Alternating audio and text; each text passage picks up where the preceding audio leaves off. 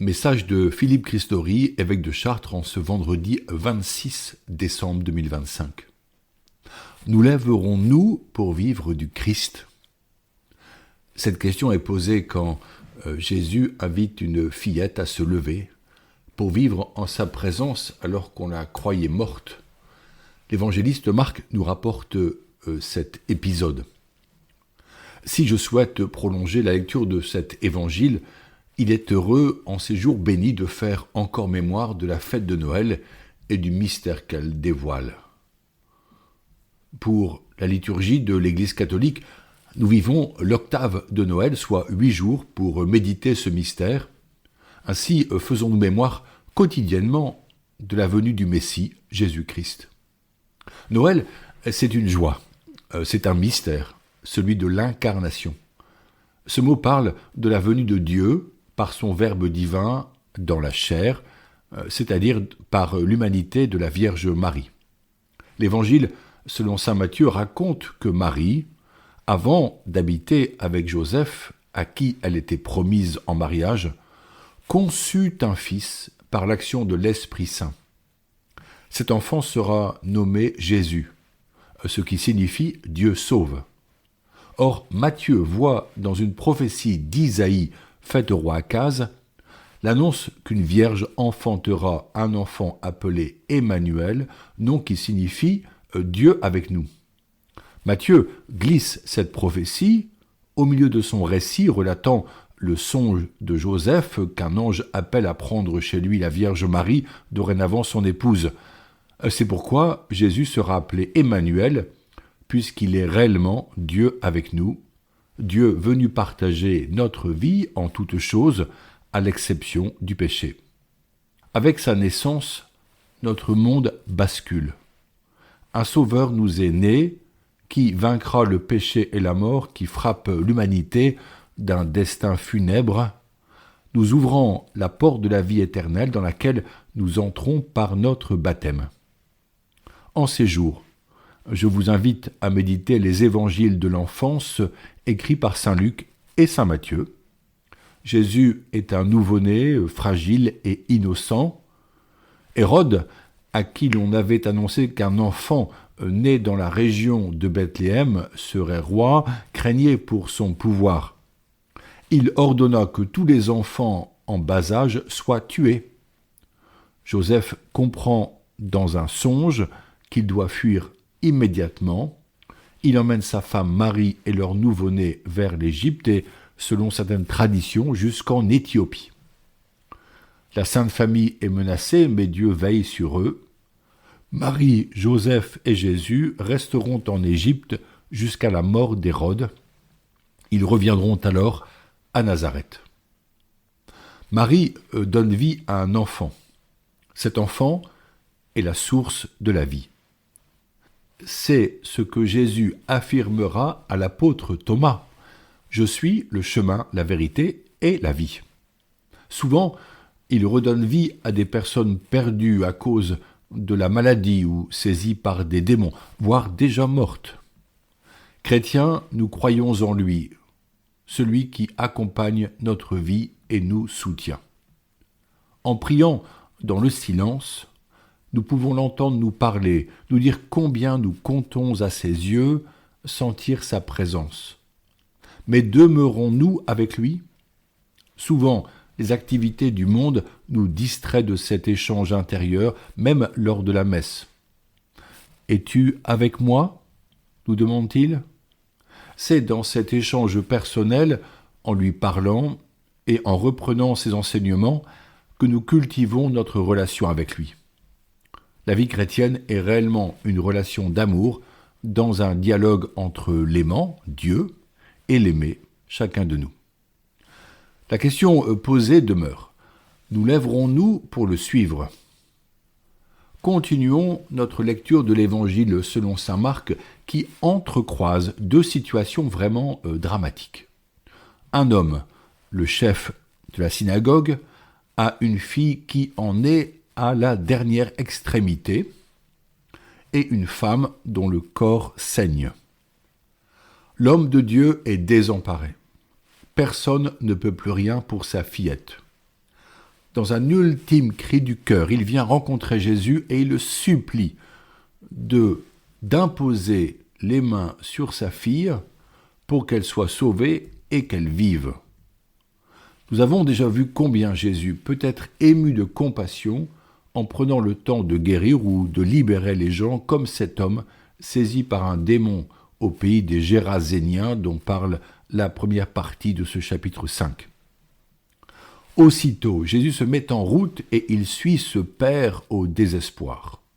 Or, et cette situation est unique dans les évangiles, sa marche est interrompue par une femme ayant des pertes de sang inguérissables depuis 12 ans, qui affectent sa vie quotidienne et surtout la rendent impure aux yeux de tous, l'excluant des lieux de culte et d'une vie sociale normale. Ce sang, signe de vie par excellence, devenait pour elle la cause d'une mort sociale. Elle ne voulait pas déranger le maître, elle voulait seulement toucher son vêtement, convaincue que ce serait suffisant pour en recevoir la guérison.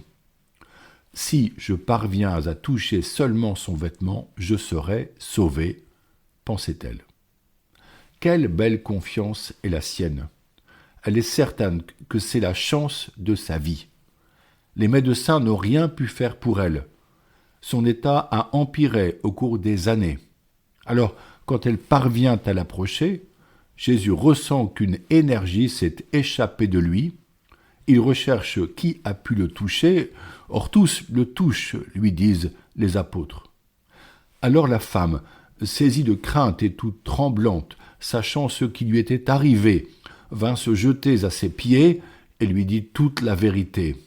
Jésus lui dit alors, « Ma fille, ta foi t'a sauvée, va en paix et sois guérie de ton mal. » Aujourd'hui, tant de personnes sont sans espoir, vouées à une vie fantomatique, sans but ni aide.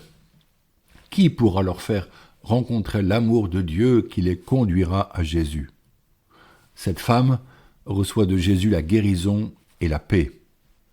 N'est-elle pas aussi le visage de notre société politique qui saigne, qui ne s'en sort pas, qui est traversée par des convulsions de mort et de guerre?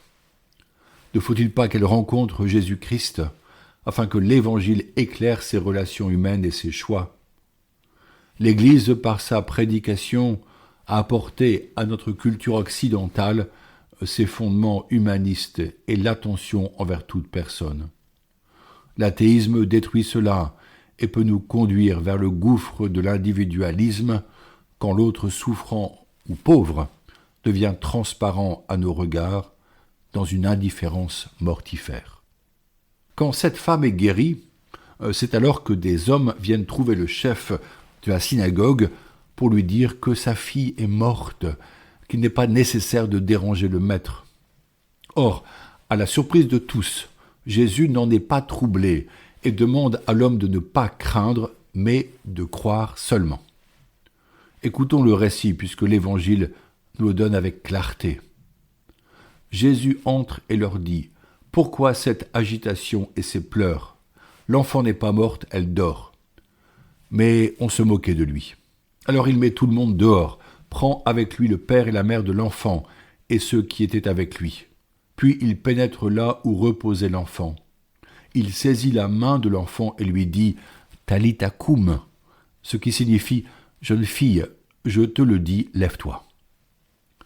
Aussitôt, la jeune fille se leva et se mit à marcher. Elle avait en effet 12 ans. Ils furent frappés d'une grande stupeur. Puis Jésus leur dit de lui donner à manger. Délicate attention de sa part et façon d'affirmer qu'elle est parfaitement en vie. C'est à chacun de nous que Jésus dit « Lève-toi ». Lève-toi pour vivre et aimer, pour servir et être disciple. Loin de lui, sans la parole de vie, nous étions comme cette fillette, survivants éloignés de notre vocation, égarés loin de la joie éternelle. La venue de Jésus a pu susciter pour certains d'entre nous un bouleversement radical. Les catéchumènes qui viennent vers l'Église nous en témoignent.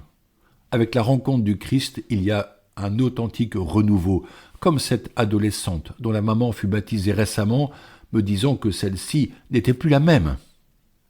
Le temps est là pour nous lever, pour participer à la mission d'évangélisation de notre paroisse. Le temps est là pour briller du feu de l'esprit dans nos relations sociales, dans notre famille et notre environnement professionnel. Un chrétien authentique n'a pas besoin de s'afficher chrétien puisque sa vie et son langage doivent faire resplendir le Christ présent en lui. Mes amis, en ces jours de la Nativité, levons-nous et allons à la rencontre de nos prochains. Pour conclure ce dernier message de l'année 2025, je vous propose de prier avec vous pour la mission de l'Église et pour notre société des hommes de bonne volonté qui désirent œuvrer pour le bien commun par l'annonce de l'Évangile et leur engagement. Notre Père qui es aux cieux, que ton nom soit sanctifié, que ton règne vienne, que ta volonté soit faite sur la terre comme au ciel. Donne-nous aujourd'hui notre pain de ce jour. Pardonne-nous nos offenses, comme nous pardonnons aussi à ceux qui nous ont offensés.